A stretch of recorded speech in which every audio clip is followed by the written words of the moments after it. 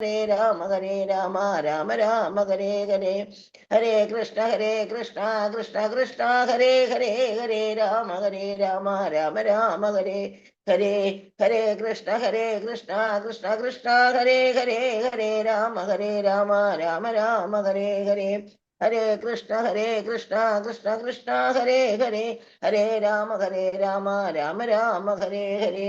ഹരേ കൃഷ്ണ കൃഷ്ണ കൃഷ്ണ ഹരേ ഹരേ. ഹരേ രാമ രാമ രാമ ഹരേ ഹരേ. ഹരേ കൃഷ്ണ കൃഷ്ണ കൃഷ്ണ ഹരേ ഹരേ. ഹരേ രാമ രാമ രാമ ഹരേ ഹരേ. ഹരേ കൃഷ്ണ. ഹരേ കൃഷ്ണ മാതാജി, പ്രണാമം. प्रणम माताजी। हरे कृष्णा। प्रणाम माताजी। हरे कृष्ण। भगवते वासुदेवाय। ओम नमो भगवते वासुदेवाय। ओम नमो भगवते वासुदेवाय। ओम अज्ञानतिमिरान्धस्य ज्ञानाञ्जनाशलाकया चक्षुरुन्मीलितं येन तस्मै श्रीगुरवे नमः। नमो विष्णुपादाय कृष्णप्रेष्ठाय भूतले श्रीमते भक्तिवेदान्त स्वामिनिति नामिने। नमस्ते सारस्वते देवे गौरवाणी प्रचारिणे निर्विशेष शून्यवादी पाश्चात्य देशतारिणे। जय श्री कृष्ण चैतन्य प्रभु नित्यानंद श्री अद्वैत गदाधर श्रीवासादि गौर भक्त वृंद। हरे कृष्ण कृष्ण कृष्ण हरे हरे. हरे राम राम राम हरे हरे. हरे कृष्ण. निगमकल्पतरोर्गलितं फलं सुखमुखामृतद्रव संयुतं पिबत भागवतं रसमालयं मुहुरहो रसिका भुवि भावुकाः। नारायणं नमस्कृत्यं नरं चैव नरोत्तमं देवीं सरस्वतीं व्यासं ततो जयमुदीरयेत्। नष्टप्रायेषु भद्रेषु नित्यं भागवत सेवया भगवते उत्तमश्लोके भक्तिर्भवति नैष्ठकी। कृष्णाय वासुदेवाय देवकी नन्दनाय च नन्दगोपकुमाराय गोविन्दाय नमो नमः। हरे कृष्ण कृष्ण कृष्ण हरे हरे. हरे राम राम राम हरे हरे. ഹരേ കൃഷ്ണ. ശ്രീ ശ്രീ രാധാ ഗോവിന്ദ് ടെമ്പിൾ ഇസ്കോൺ മാംഗ്ലൂരിന്റെ ഭാഗവതം ക്ലാസ്സിലേക്ക് എല്ലാവർക്കും സ്വാഗതം. ഹരേ കൃഷ്ണ. ഹരേ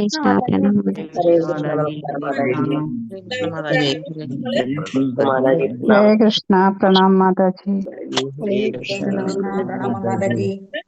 19ാമത്തെ അധ്യായം ശുകാഗമനം. അതാണ് നമ്മുടെ ഹരേ കൃഷ്ണ. അപ്പൊ അതില് നമ്മള് ഹരേ കൃഷ്ണ മാതാജി ഇന്നലെ 7ാമത്തെ ശ്ലോകത്തിന്റെ കുറച്ചും കൂടി നമുക്ക് എടുക്കാനുണ്ട് അല്ലെ. ഹരേ കൃഷ്ണ വിവർത്തനം എടുത്തു, ഭാവാർത്ഥം എടുത്തിട്ടില്ല. അപ്പൊ നമ്മൾ എന്താ പറഞ്ഞത് ഇന്നലെ? മനുഷ്യജന്മം എന്തിനു വേണ്ടിയിട്ടുള്ളതാണ്? ഭഗവാന്റെ സന്നിധിയിലേക്ക് മടങ്ങിപ്പോകാനുള്ളതാണ് മനുഷ്യജന്മം. ആ മനുഷ്യജന്മം കിട്ടിയിട്ടും നമ്മളത് ശരിയായ രീതിയിൽ ഉപയോഗിച്ചില്ലെങ്കിൽ അതുകൊണ്ട് എന്തൊരു കാര്യമില്ല എന്ന് പറയുന്നത്. അത് ഭഗവത്ഗീതയിൽ ഭഗവാൻ പറയുന്നുണ്ട്. ഭഗവത്ഗീതയിൽ അവരെന്താ പറയുന്നത്? കൃപണന്മാരാണെന്ന് പറഞ്ഞല്ലേ. നമുക്കൊരു മനുഷ്യജന്മം കിട്ടിയിട്ടും നമ്മളത് യഥാർത്ഥത്തിൽ ശരിയായ രീതിയിൽ ഉപയോഗിക്കുന്നില്ലെങ്കിൽ കൃപണന്മാരാണ്. കാരണം മനുഷ്യന്റെ പരമമായ ധർമ്മം എന്താണ്? യഥോഭക്തി അധോക്ഷജ, അധോക്ഷജന് സേവനം ചെയ്യാന്നുള്ളതാണ് നമ്മുടെ പരമമായ ധർമ്മം. അപ്പൊ അതാണ് നമ്മൾ ചെയ്യേണ്ടത്. ഭഗവാന് സേവനം ചെയ്യാതെ നമ്മള് ഈ മനുഷ്യജന്മം കിട്ടി ഉപയോഗിച്ച് ഇവിടെ വന്ന് ജനിച്ച് ജീവിച്ച് മരിച്ചു പോണതിന് യാതൊരു അർത്ഥമില്ല എന്നുള്ളതാണ് പറയുന്നത്. അടുത്ത ശ്ലോകത്തിൽ എന്താ പറഞ്ഞത്? പരീക്ഷിത് മഹാരാജാവ് ശൃംഗി ശപിച്ചത് മനസ്സിലാക്കി ശമിക മഹർഷി പറഞ്ഞതിനെ തുടർന്ന് അദ്ദേഹം മനസ്സിനെ ഏകാഗ്രമാക്കിയിട്ട് ആത്മസാക്ഷാത്കാരത്തിന് വേണ്ടിയിട്ടുള്ള എന്ത് ചെയ്തു? എല്ലാ തരത്തിലുള്ള ഭൗതികമായിട്ടുള്ള എല്ലാ കാര്യങ്ങളും ഉപേക്ഷിച്ച് ഗംഗാതീരത്ത് ഉപവിഷ്ടനായി എന്നാണ് പറയുന്നത്, ശ്ലോകത്തിൽ പറയുന്നത്. അത് എന്തിനു വേണ്ടിയിട്ടാണ്? ഭക്തിര സേവനം, ഭഗവാന് വേണ്ടിയിട്ടുള്ള ഭക്തിര സേവനം എല്ലാത്തിനേക്കാളും പരമമായിട്ടുള്ള സംപ്രാപ്തിയാണെന്ന് മനസ്സിലാക്കി അദ്ദേഹം അതിനു വേണ്ടിയിട്ട് ഗംഗാതീരത്ത് ഉപവിഷ്ടനായി. പക്ഷെ ഇവിടെ ഭാവാർത്ഥത്തില് ആരാണ്? ജീവഗോസ്വാമി അല്ലേ പറയുന്നത്? ജീവഗോസ്വാമി പറയുന്നത് ഹസ്തിനപുരി എന്ന് പറയുന്നത് യമുനാതീരത്തിലാണ്. അദ്ദേഹം ഗംഗാതീരത്തല്ല യമുനാതീരത്തായിരിക്കും ഉപവിഷ്ടനായതെന്നാണ് ഇവിടെ ആര് പറയുന്നത്? ജീവഗോസ്വാമി പറയുന്നത്. പക്ഷെ ഗംഗയും യമുനയും രണ്ട് നദികളും എത്രത്തോളം വിശേഷപ്പെട്ടതാണെന്ന് അടുത്ത ശ്ലോകത്തിൽ പറയുന്നുണ്ട്. കാരണം വെച്ചിട്ടുണ്ടെങ്കിൽ ഗംഗാ നദി അത്ര എന്താണ് പറഞ്ഞത്? ഗംഗാ നദി ജലത്തെ 100 തവണ പവിത്രമാക്കി കഴിഞ്ഞാല് യമുനാ നദി എന്ന് വിളിക്കാം. അപ്പൊ അത്രയും രണ്ട് നദികളും പവിത്രമായിട്ടുള്ളത് തന്നെയാണ്, അത്രയും പരിശുദ്ധമാക്കാനായിട്ട് ഉള്ള നദികൾ തന്നെയാണ്. ആ യമുനാ നദിയെ ഗംഗാ നദിയെ 100 തവണ പരിശുദ്ധമാക്കിയാൽ അതിനെ യമുനാ നദി എന്ന് പറയാം. അതുപോലെ തന്നെ വേറൊരു കാര്യം കൂടി നമ്മളെടുത്ത് പറഞ്ഞു, ഇതില് ഭഗവാന്റെ നാമം അല്ലെ, വിഷ്ണു സഹസ്രനാമം ഒരു രാമനാമത്തിന് തുല്യമാണ്. അതേപോലെ തന്നെ 3 രാമനാമം കൃഷ്ണനാമത്തിന് തുല്യമാണെന്ന് ശാസ്ത്രങ്ങളിൽ പറഞ്ഞിരിക്കുന്നു. നമ്മൾ പറഞ്ഞതല്ലത്, ശാസ്ത്രങ്ങളിൽ എന്താ പറഞ്ഞിരിക്കുന്നത്? അപ്പൊ ഭഗവാന്റെ വിഷ്ണു സഹസ്രനാമം ഒരു രാമനാമത്തിന് തുല്യമാണ്. അപ്പൊ വിഷ്ണു സഹസ്രനാമം ചൊല്ലി നമ്മൾ സമയം കളയുന്നതിലും നല്ലത് നമുക്ക് എന്ത് ചെയ്യാം? ഒരു പ്രാവശ്യം ഭഗവാന്റെ നാമം ചൊല്ലിയാൽ മതി അല്ലെ. അതേപോലെ തന്നെ 3 പ്രാവശ്യം രാമന്റെ നാമം ചൊല്ലുന്നതോ ഒരു കൃഷ്ണനാമത്തിന് തുല്യമാണ്. അപ്പൊ നമ്മൾ ഹരേ കൃഷ്ണ മഹാമന്ത്രത്തില് എത്ര കൃഷ്ണനുണ്ട്, എത്ര രാമനുണ്ട്, ഒരു മന്ത്രത്തിൽ തന്നെ ഒരു പ്രാവശ്യം ചൊല്ലുമ്പോ തന്നെ അല്ലെ. അപ്പോ അത്രയും എന്താ പറയാ വിശേഷപ്പെട്ടതാണ് എന്ത് ഹരേ കൃഷ്ണ മഹാമന്ത്രം. നമുക്ക് മനസ്സിലാക്കാം. ഷോർട്ട് കട്ടില് നമുക്ക് കലിയുഗത്തില് നമുക്ക് കിട്ടിയിരിക്കുന്ന ഏറ്റവും വലിയ വരദാനാണ് എന്ത്? ഈ കലിയുഗത്തിലെ ഹരേ കൃഷ്ണ മഹാമന്ത്രം എന്ന് നമുക്ക് മനസ്സിലാക്കാം. അപ്പൊ അടുത്ത ശ്ലോകത്തില് പരീക്ഷിത്ത് മഹാരാജാവ് മരണം വരെ ഉപവസിക്കാനായിട്ട് ഗംഗാതീരത്ത് ഉപവിഷ്ടനായി. അതുകൊണ്ട് തന്നെ സ്വയം എല്ലാവിധത്തിലുള്ള സംസർഗങ്ങളിൽ നിന്നും ബന്ധങ്ങളിൽ നിന്നും മുക്തനാകാനായിട്ട് അദ്ദേഹം മുനിയുടെ പോലുള്ള വ്രതങ്ങൾ സ്വീകരിച്ചതാണ് അടുത്ത ശ്ലോകത്തില് പറഞ്ഞിരിക്കുന്നത്. ഹരേ കൃഷ്ണ. ഓം നമോ ഭഗവതേ വാസുദേവായ. പറഞ്ഞു ആരെങ്കിലും എന്തെങ്കിലും?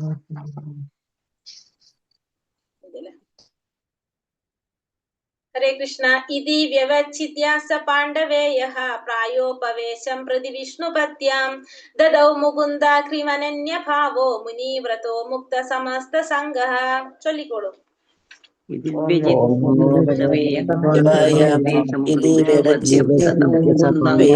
പ്രായോപവേശം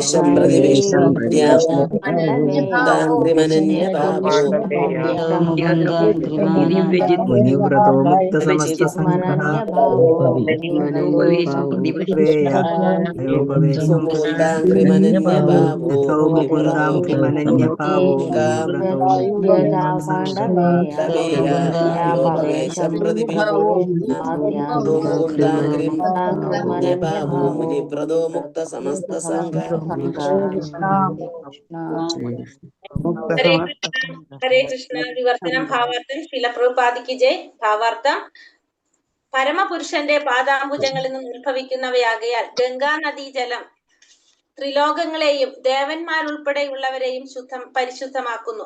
ശ്രീകൃഷ്ണ ഭഗവാൻ വിഷ്ണു തത്വത്തിന്റെ മൂലകേന്ദ്രമാകുന്നു. ആകയാൽ അദ്ദേഹത്തിന്റെ പാതാരവിന്ദങ്ങളിൽ അഭയം പ്രാപിക്കുന്നത് ഒരുവനെ എല്ലാവിധ പാപങ്ങളിൽ നിന്നും, അതായത് രാജാവ് ബ്രാഹ്മണനോട് ചെയ്ത അപരാധം ഉൾപ്പെടെയുള്ള പാപങ്ങളിൽ നിന്ന് പോലും മുക്തനാക്കുന്നു. അപ്പോ ഭഗവാന്റെ പരമപുരുഷന്റെ പാദാംബുജങ്ങളിൽ നിന്നും ഉത്ഭവിക്കുന്ന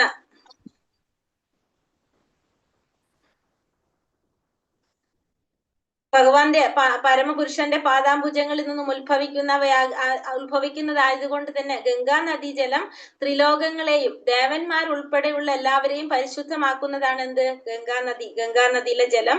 ശ്രീകൃഷ്ണ ഭഗവാൻ വിഷ്ണു തത്വത്തിന്റെ മൂലകേന്ദ്രമാകുന്നു. അതുകൊണ്ട് തന്നെ അദ്ദേഹത്തിന്റെ പാതാരവിന്ദങ്ങളിൽ അഭയം പ്രാപിക്കുന്നത് ഒരുവനെ എല്ലാവിധത്തിലുള്ള പാപങ്ങളിൽ നിന്നും, അതായത് രാജാവ് ബ്രാഹ്മണനോട് ചെയ്ത അപരാധം ഉൾപ്പെടെയുള്ള എല്ലാ പാപങ്ങളിൽ നിന്നും മുക്തനാക്കാനായിട്ട് സഹായിക്കും. ആകയാൽ പരീക്ഷിത്ത് മഹാരാജാവ് എല്ലാവിധ മുക്തിയും പ്രദാനം ചെയ്യുന്ന മുകുന്ദനായ ശ്രീകൃഷ്ണ ഭഗവാന്റെ പാതാരവിന്ദങ്ങളെ ആരാധിക്കാൻ തീരുമാനിച്ചു. അപ്പൊ അതുകൊണ്ട് തന്നെ പരീക്ഷിത്ത് മഹാരാജാവ് എന്ത് തീരുമാനിച്ചു? മുകുന്ദന്, മുക്തിദായകനായിട്ടുള്ള, മുക്തി പ്രദാനം ചെയ്യാൻ ആർക്ക് മാത്രമേ സാധിക്കുള്ളൂ? നമ്മൾ കണ്ടു, ഭഗവാൻ കൃഷ്ണന് മാത്രമേ സാധിക്കുള്ളൂ. ആ കൃഷ്ണന്റെ പാതാരവിന്ദങ്ങളെ ആരാധിക്കാനായിട്ട് തീരുമാനിച്ചു. ഗംഗ അല്ലെങ്കിൽ യമുനാ നദീ തീരം ഭഗവാനെ നിരന്തരം സ്മരിക്കാനുള്ള അവസരം ഒരുവന് നൽകുന്നു. അപ്പൊ ഗംഗാ നദി ആയാലും യമുനാ നദി ആയാലും ഭഗവാനെ നിരന്തരം സ്മരിക്കാനുള്ള അവസരം നൽകുന്നതാണ്. പരീക്ഷിത്ത് മഹാരാജാവ് സ്വയം എല്ലാവിധ ഭൗതിക ബന്ധങ്ങളിൽ നിന്നും സ്വതന്ത്രനാവുകയും ശ്രീകൃഷ്ണ ഭഗവാന്റെ പാദകമലങ്ങളിൽ ധ്യാനനിരതനാവുകയും ചെയ്തു.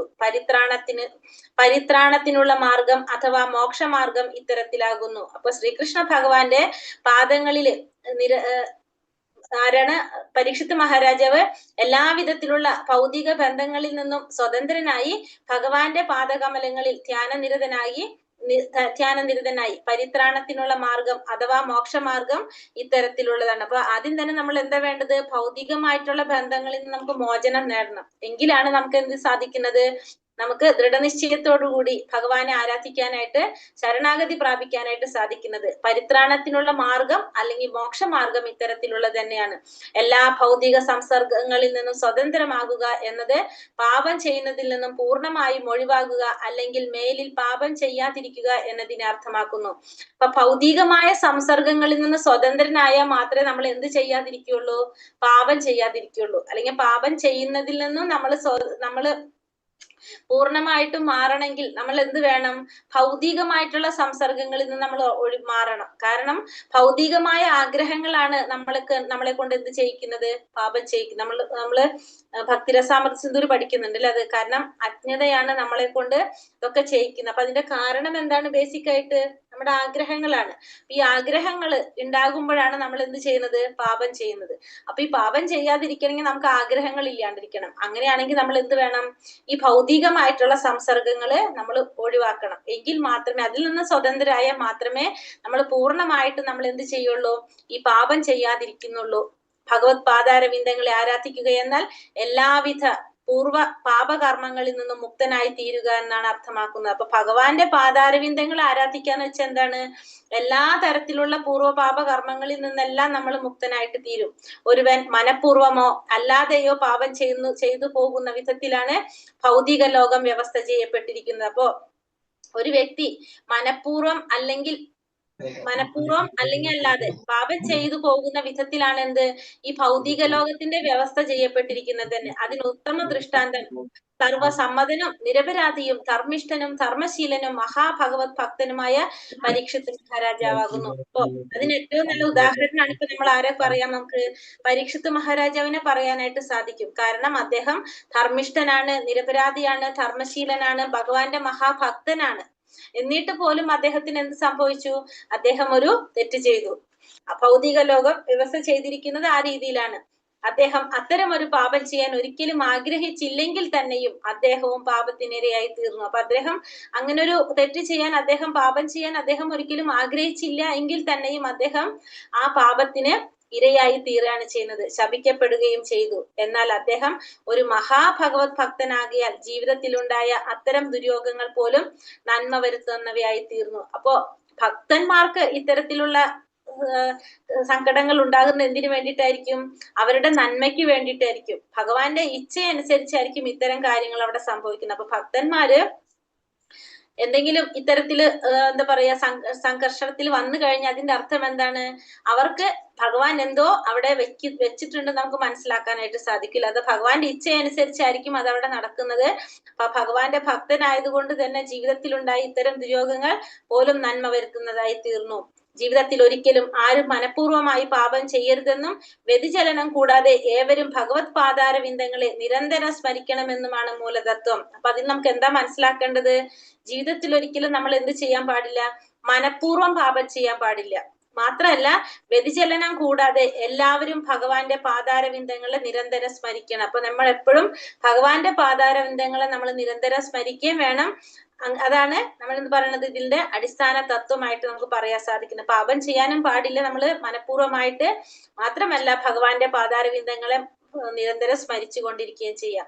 അത്തരം ഒരു മനോഭാവത്താൽ മാത്രമേ മോക്ഷമാർഗത്തിൽ ക്രമാനുഗതമായ പുരോഗതി ഉണ്ടാക്കാനും ഭഗവത് പാദാരവിന്ദങ്ങളെ പ്രാപ്തമാക്കാനും ഭക്തനെ ഭഗവാൻ സഹായിക്കുകയുള്ളൂ. ഇത്തരത്തിലൊരു മനോഭാവം നമ്മളിൽ ഉണ്ടായാൽ മാത്രമേ നമുക്ക് എന്ത് സാധിക്കുള്ളൂ? മോക്ഷമാർഗത്തില് പുരോഗതി പ്രാപിക്കാനും അതുപോലെ തന്നെ ഭഗവാന്റെ പാദാരവിന്ദങ്ങളെ പ്രാപ്തമാക്കാനും ഭഗവാൻ നമ്മളെ സഹായിക്കുള്ളൂ. ഒരു പക്ഷേ ഭക്തൻ യാദൃച്ഛയാ പാപങ്ങൾ ചെയ്താൽ പോലും എല്ലാ ധർമ്മശാസ്ത്രങ്ങളെയും സ്ഥിരീകരിച്ചതുപോലെ എല്ലാവിധ പാപങ്ങളിൽ നിന്നും ഭഗവാൻ ഭക്തനെ സംരക്ഷിക്കുന്നു. അപ്പോ ഭക്തൻ അഥവാ എന്തെങ്കിലും തരത്തിൽ പാപങ്ങൾ ചെയ്താലും ഭക്തനെ ഭഗവാൻ സംരക്ഷിക്കും. എന്തുകൊണ്ടാണ്? നമുക്കറിയാം ഭക്തൻ അതിന് പ്രത്യേകം പ്രായശ്ചിത്തം ചെയ്യേണ്ടതായിട്ടില്ല. എന്ത് ചെയ്തു പോയാൽ മതി? ആ ഭക്തിയുടെ സേവനം ചെയ്തു പോയിക്കൊണ്ടിരുന്നാൽ തന്നെ ആ ഭഗവാന്റെ കാരുണ്യം കൊണ്ട് ആ ഭക്തൻ ചെയ്ത പാപങ്ങള് ഭഗവാൻ അവിടെ എന്ത് ചെയ്യാണ്? ഇല്ലാതാക്കി കൊടുക്കുകയാണ് ചെയ്യുന്നത്. അപ്പൊ അതുകൊണ്ട് ഭക്തന് എല്ലാവിധ പാപങ്ങളിൽ നിന്നും ഭഗവാൻ സംരക്ഷിക്കും. സ്വപാദമൂലം ഭജത പ്രിയസ്യ തെക്യാന് അഭാവസ്യ ഹരി പരേശഃ വികർമ്മ യച്ചോത്പതിതം കഥാചിത് ദുനോതി സർവം ഹൃദി സന്നിവിഷ്ടോ. ഭാഗവതം 11-ാം സ്കന്ധം 5-ാം അധ്യായം 42-ാം ശ്ലോകത്തില് പറയുന്നതാണത്. ഹരേ കൃഷ്ണ. ശ്ലോകം 8.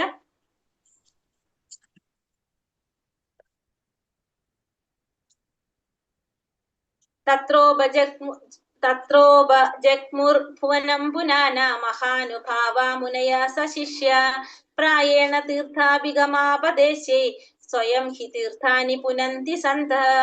തത്രോപജഗ്മുർഭുവനം പുനാന മഹാനുഭാവാ മുനയാ സശിഷ്യ പ്രായേണ തീർത്ഥാഭിഗമാപദേശേ സ്വയം ഹി തീർത്ഥാനി പുനന്തി സന്തഃ. ചൊല്ലിക്കൊള്ളു. ഓം നമോ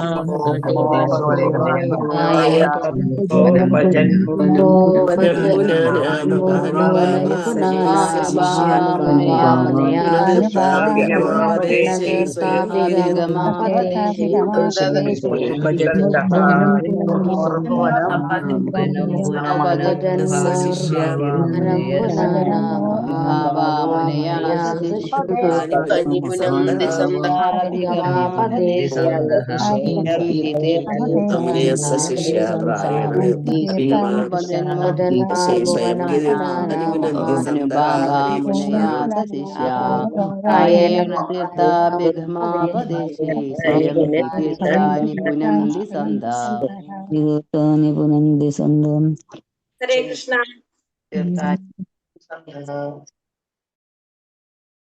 തത്ര അവിടെ ഉപജഗ്മു എത്തിച്ചേർന്നു ഭുവനം പുനാന പരിശുദ്ധമാക്കാൻ കഴിയുന്നവൻ മഹാ അനുഭാവ മഹത്തുക്കൾ മുനയ ചിന്തകന്മാർ സാ ശിഷ്യ അവരുടെ ശിഷ്യന്മാരോടൊപ്പം പ്രായേണ മിക്കവാറും എല്ലാം തീർത്ഥാടന കേന്ദ്രം അഭിഗമ സഞ്ചരിക്കുക അപദേശേ വാദത്തോടെ സ്വയം ഹി തീർച്ചയായും തീർത്ഥാനി എല്ലാ തീർത്ഥാടന കേന്ദ്രങ്ങളും പുനന്തി പരിശുദ്ധമാക്കുക സന്ത മുനിമാർ. വിവർത്തനം ശ്രീല പ്രഭുപാദിക്ക് ജയ്.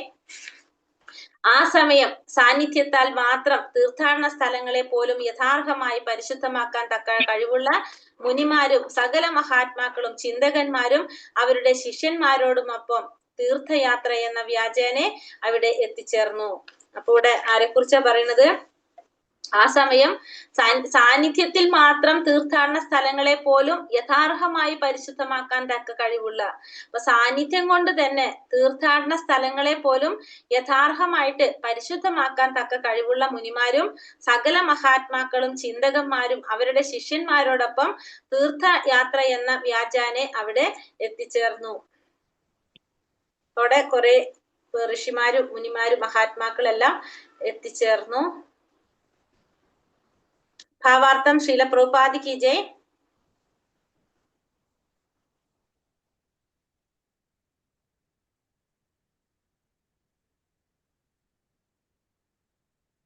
ഹരേ കൃഷ്ണ. ഭാവാർത്ഥം ശ്രീല പ്രഭുപാദിക്ക് ജയ്. പരീക്ഷിത മഹാരാജാവ് മരണം വരെ ഉപവാസവ്രതം അനുഷ്ഠിക്കാൻ ഗംഗാതീരത്ത് ഉപവിഷ്ടനായെന്ന വാർത്ത പ്രപഞ്ചത്തിന്റെ നാനാഭാഗത്തും വ്യാപിച്ചപ്പോൾ സന്ദർഭത്തിന്റെ പ്രാധാന്യം മനസ്സിലാക്കാൻ കഴിഞ്ഞ മഹത്തുക്കളും മുനിമാരുമെല്ലാം തീർത്ഥാടനത്തിനെന്ന വ്യാജേന അവിടെ എത്തിച്ചേർന്നു. യഥാർത്ഥത്തിൽ അവരൊക്കെ പരീക്ഷിത് മഹാരാജാവിനെ കാണാനാണ് വന്നത്, അല്ലാതെ തീർത്ഥാടനാർത്ഥം പുണ്യനദിയിൽ സ്നാനം ചെയ്യാനല്ല. എന്തെന്നാൽ അവരെല്ലാം തീർത്ഥാടന സ്ഥലത്തെ പോലും പരിശുദ്ധമാക്കാൻ തക്ക കഴിവുള്ളവരായിരുന്നു. സാധാരണ മനുഷ്യർ എല്ലാ പാപങ്ങളിൽ നിന്നും മുക്തരായി പരിശുദ്ധരാകാൻ തീർത്ഥാടന കേന്ദ്രങ്ങളിൽ പോകുന്നു. അവരുടെ പാപങ്ങളാൽ തീർത്ഥാടന സ്ഥലങ്ങൾ പങ്കിലമാകുന്നു. അങ്ങനെ ക്രമാധികമായി പാപപങ്കിലമായിരിക്കുന്ന തീർത്ഥാടന സ്ഥലങ്ങളൊക്കെ രാജാവിനെ കാണാനെത്തിയ മഹാത്മാക്കളുടെ സാന്നിധ്യത്താൽ പരിശുദ്ധമാക്കി തീർക്കുത്തിയിരുന്നു. ആകയാൽ പരീക്ഷിത് മഹാരാജാവിനെ സന്ദർശിക്കാനെത്തിയ മുനിമാർക്ക് സാമാന്യ ജനങ്ങളെ പോലെ സ്വയം പരിശുദ്ധമാകുന്നതിൽ അത്ര വലിയ താല്പര്യമൊന്നും ഉണ്ടായിരുന്നില്ല. എന്നാൽ ആ പുണ്യ നദിയിൽ സ്നാനം ചെയ്യാൻ എന്ന വ്യാജാന് അവർ പരീക്ഷിത് മഹാരാജാവിനെ സന്ദർശിക്കാനായിട്ട് വന്നെത്തി. എന്തെന്നാൽ ശുഗദേവ ഗോസ്വാമിയാൽ ശ്രീമദ് ഭാഗവതം അരുളി ചെയ്യപ്പെടുമെന്ന് അവർക്ക് മുൻകൂട്ടി കാണാൻ കഴിഞ്ഞു. അവരെല്ലാവരും മഹത്തായ ഈ അനുകൂല സന്ദർഭത്തെ പ്രയോജനപ്പെടുത്താൻ ആഗ്രഹിച്ചു. കൂടെ പറയുന്നത് എന്താ പറയുന്നത്, പരീക്ഷിത് മഹാരാജാവ് മരണം വരെ ഉപവാസവ്രതം അനുഷ്ഠിക്കാനായിട്ട് ഗംഗാതീരത്ത് ഉപവിഷ്ടനായ പ്രത്യക്ഷനായെന്ന ആ വാർത്ത പ്രപഞ്ചത്തിന്റെ പല ഭാഗത്തും വ്യാപിച്ചപ്പോ സന്ദർഭത്തിന്റെ പ്രാധാന്യം മനസ്സിലാക്കാൻ കഴിഞ്ഞ മഹാത്മാക്കള്, മുനിമാര്, ഇവരൊക്കെ എന്ത് ചെയ്തു? തീർത്ഥാടനത്തിനെന്ന വ്യാജേന അവിടെ എത്തിച്ചേർന്നു. അപ്പൊ യഥാർത്ഥത്തില് പരീക്ഷിത്ത് മഹാരാജാവിനെ കാണാനാണ് ഇവരെല്ലാവരും വന്നത്. കാരണം തീർത്ഥാടനാർത്ഥം പുണ്യനദിയിൽ സ്നാനം ചെയ്യാനല്ല. കാരണം ഇവരെല്ലാവരും എങ്ങനെയാണ്? മഹാത്മാക്കളായിട്ടുള്ള വ്യക്തികളാണ്. തീർത്ഥാടന സ്ഥലങ്ങളെ പോലും പരിശുദ്ധരാക്കാൻ കഴിവുള്ളവരാണ് ഇവരെല്ലാവരും. അപ്പൊ സാധാരണ മനുഷ്യരെ കൊണ്ട് പാപഭംഗിലമായിട്ടുള്ള തീർത്ഥാടന കേന്ദ്രങ്ങളെ പരിശുദ്ധമാക്കാൻ ആർക്ക് സാധിക്കും? ഇവരെ കൊണ്ട് സാധിക്കും. അപ്പൊ അങ്ങനെയുള്ളവർക്ക് ഇവിടെ വരേണ്ട കാര്യമില്ല. പക്ഷെ അവരെന്തിനാ വന്നത്? രാജാവിനെ കാണാൻ തന്നെയാണ് അവർ വന്നത്. പരീക്ഷിത്ത് മഹാരാജാവിനെ സന്ദർശിക്കാൻ എത്തിയ മുനിമാർക്ക് സാധാരണ ജനങ്ങളെ പോലെ സ്വയം പരിശുദ്ധമാകുന്നതിൽ വലിയ താല്പര്യം ഉണ്ടായിരുന്നില്ല. കാരണം അവർ ഓൾറെഡി എങ്ങനെയാണ്? പരിശുദ്ധരായിട്ടുള്ളവരാണ്. എന്നാൽ പുണ്യനദിയിൽ സ്നാനം ചെയ്യാൻ എന്ന വ്യാജേന അവർ പരീക്ഷിത്ത് മഹാരാജാവിനെ സന്ദർശിക്കാൻ എത്തി. കാരണം എന്തുകൊണ്ടാണ്? ശുകദേവ ഗോസ്വാമിയാൽ ശ്രീമദ് ഭാഗവതം അരുളി ചെയ്യപ്പെടുമെന്ന്, അതായത് ശ്രീമദ് ഭാഗവതത്തിന്റെ ഉപദേശം കിട്ടുമെന്നുള്ളത് അവർക്ക് മുൻകൂട്ടി അറിയാനായിട്ട് സാധിച്ചു. അതുകൊണ്ട് തന്നെ ആ അനുകൂല സന്ദർഭത്തെ പ്രയോജനപ്പെടുത്താനായിട്ട് എല്ലാ മഹാത്മാക്കളും അല്ലെങ്കിൽ മുനിമാരും ആഗ്രഹിച്ചു. ഹരേ കൃഷ്ണ. ഓം നമോ ഭഗവതേ വാസുദേവായ. ശ്ലോകം 9, 10 ആരൊക്കെ വന്നത്? അത്രിർ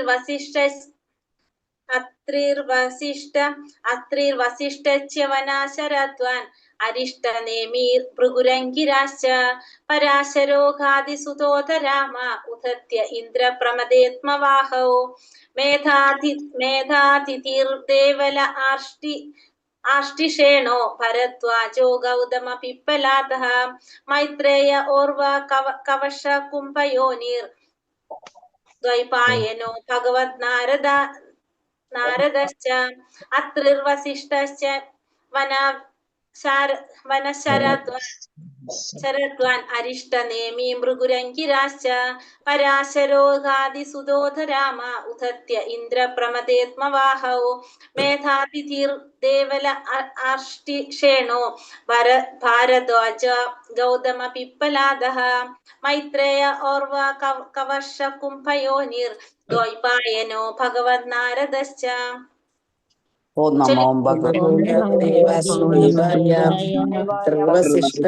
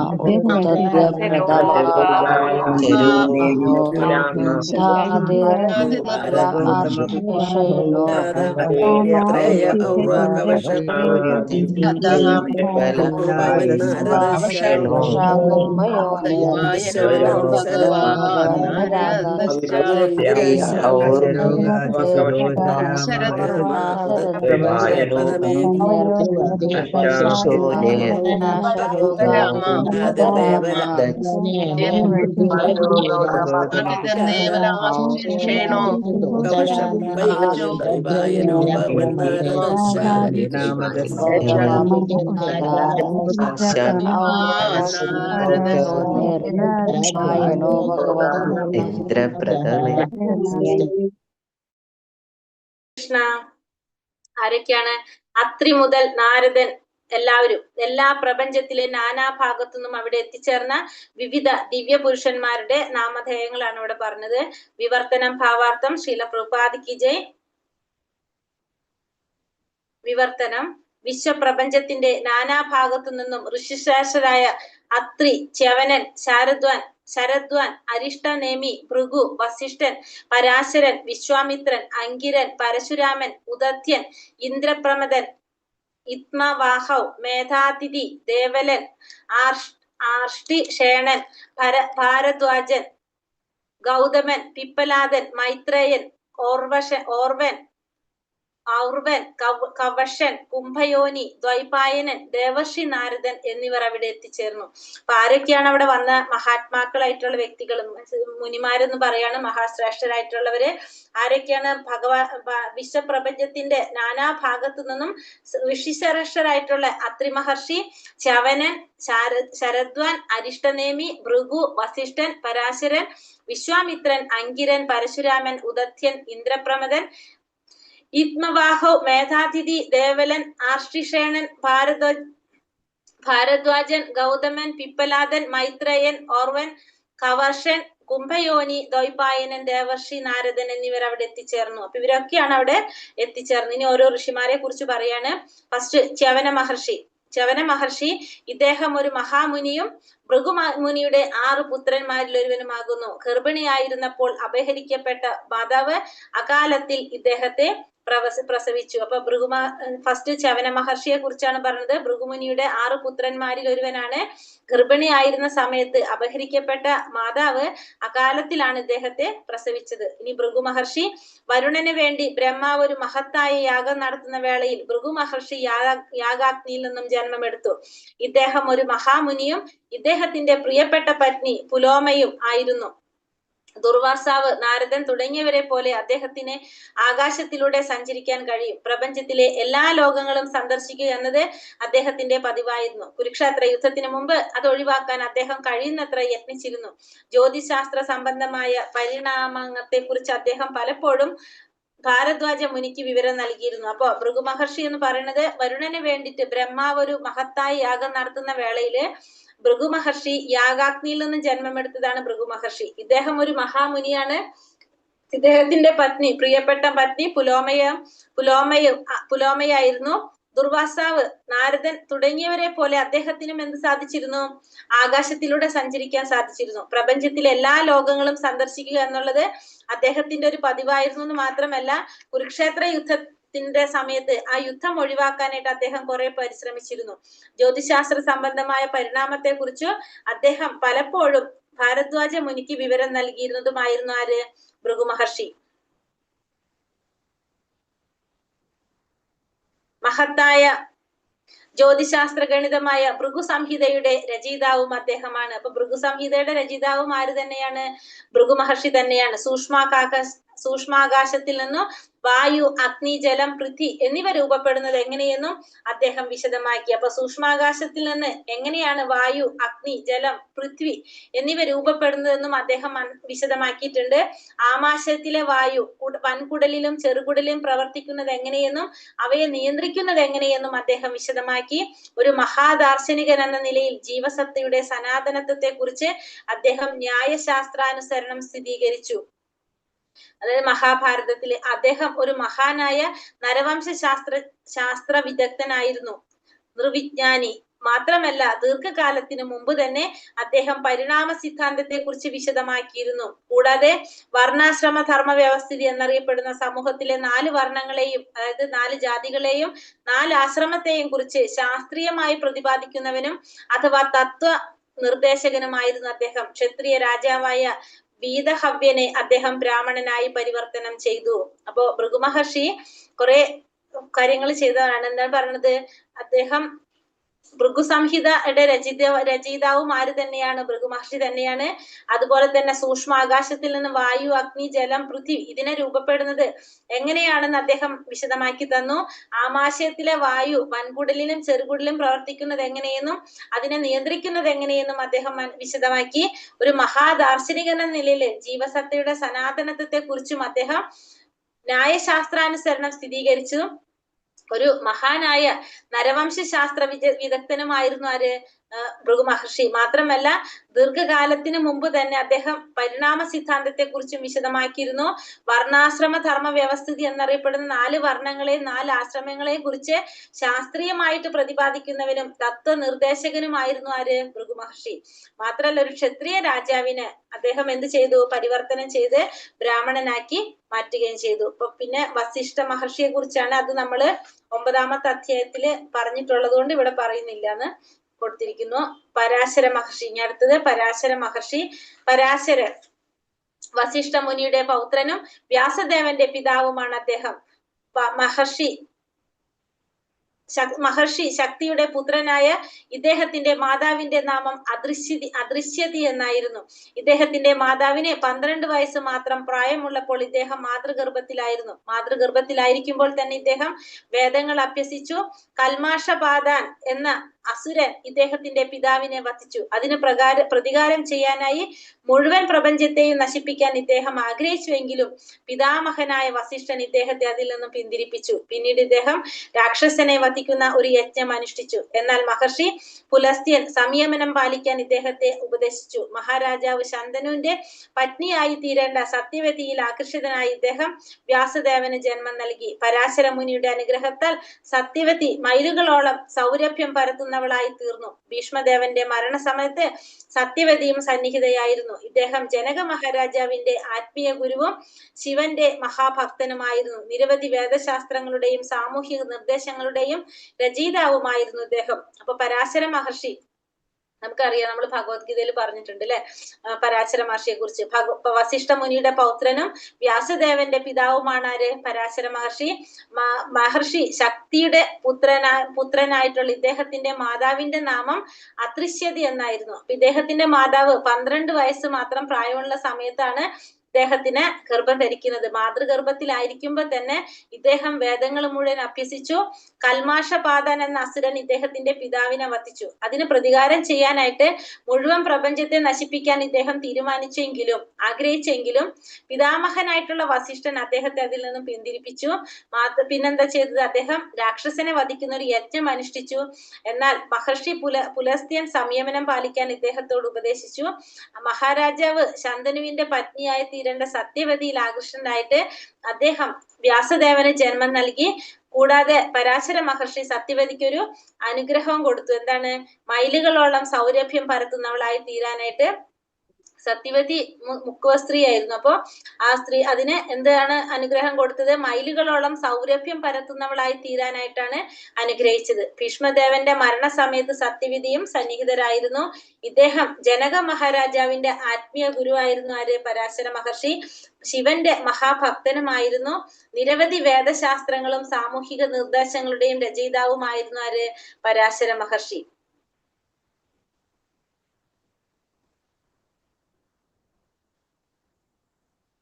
ഇനി അടുത്തത് വിശ്വാമിത്രൻ. ഗാദിസൂതൻ. വിശ്വാമിത്രന്റെ വേറൊരു പേര് ഗാദിസൂതൻ. തപശ്ചര്യയുടെയും ദിവ്യ രഹസ്യങ്ങൾ ഉൾക്കൊള്ളുന്ന നിഗൂഢ ശക്തികളുടെയും അധിപനായ ഒരു മഹാഋഷി.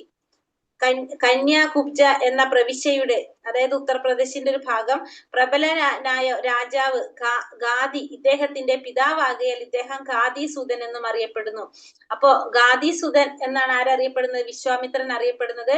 കാരണം അദ്ദേഹത്തിന്റെ പിതാവിന്റെ പേരാണ് എന്ത്? ഗാദി. അതുകൊണ്ടാണ് അത് ഗാദിസൂതൻ എന്ന് അറിയപ്പെടുന്നത്.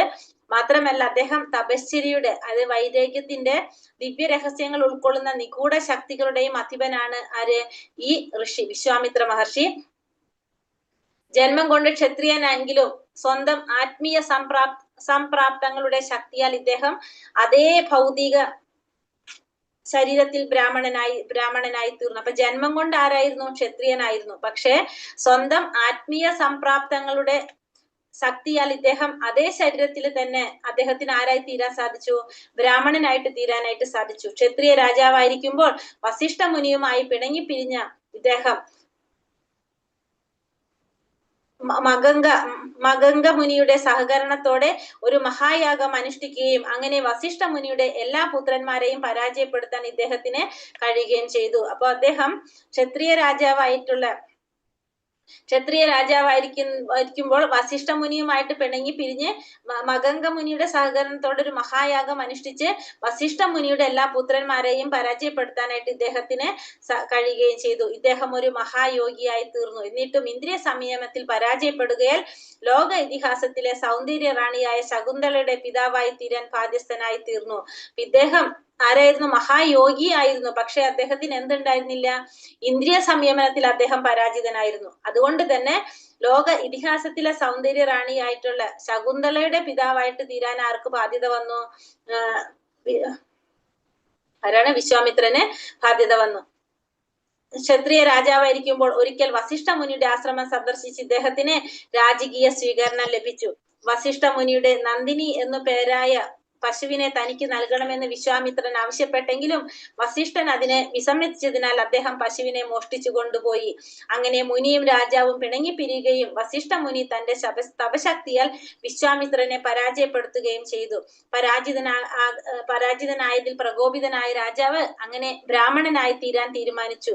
ബ്രാഹ്മണനായി തീരുന്നതിന് മുമ്പ് കൗശിക നദീ തീരത്ത് അദ്ദേഹം അതികഠിനമായ തപശ്ചര്യ അനുഷ്ഠിച്ചു. കുരുക്ഷേത്ര യുദ്ധം ഒഴിവാക്കാനായിട്ട് പരിശ്രമിച്ചവരിൽ ഒരാളായിരുന്നു വിശ്വാമിത്രൻ. അപ്പൊ വിശ്വാമിത്ര മഹർഷിയും എന്ത് ചെയ്തിരുന്നു? കുരുക്ഷേത്ര യുദ്ധം ഒഴിവാക്കാനായിട്ട് പരിശ്രമിച്ചിരുന്നു. അപ്പൊ ഇവിടെ എന്താ പറഞ്ഞ, വസിഷ്ഠ മുനിയുടെ നന്ദിനി എന്ന് പേരായിട്ടുള്ള പശുവിനെ തനിക്ക് നൽകണമെന്ന് വിശ്വാമിത്രൻ ആവശ്യപ്പെട്ടെങ്കിലും അദ്ദേഹം വസിഷ്ഠ മഹർഷി അത് സമ്മതിക്കാത്തത് കൊണ്ട് ആ പശുവിനെ മോഷ്ടിച്ചു കൊണ്ടുപോയി. അങ്ങനെ മുനിയും രാജാവും പിണങ്ങിപ്പിരിയുകയും വസിഷ്ഠ മുനി തന്റെ തപശക്തി കൊണ്ട് വിശ്വാമിത്രനെ പരാജയപ്പെടുത്തുകയും ചെയ്തു. അപ്പൊ പരാജിതനായതുകൊണ്ട് പ്രകോപിതനായ രാജാവ് അങ്ങനെ ബ്രാഹ്മണനായി തീരാൻ തീരുമാനിച്ചു. അപ്പൊ ബ്രാഹ്മണനായി തീരുന്നതിന് മുമ്പ് എന്ത് ചെയ്തു? കൗശിക നദീ തീരത്ത് അതികഠിനമായ തപശ്ചര്യകളൊക്കെ അനുഷ്ഠിച്ചു. അടുത്തത് അങ്കിരാൻ. അങ്കിരാൻ ബ്രഹ്മദേവന്റെ 6 മാനസപുത്രരിൽ ഒരുവനും ദേവഗുരുവായ ബൃഹസ്പതിയുടെ പിതാവുമാണ് അങ്കിരാൻ.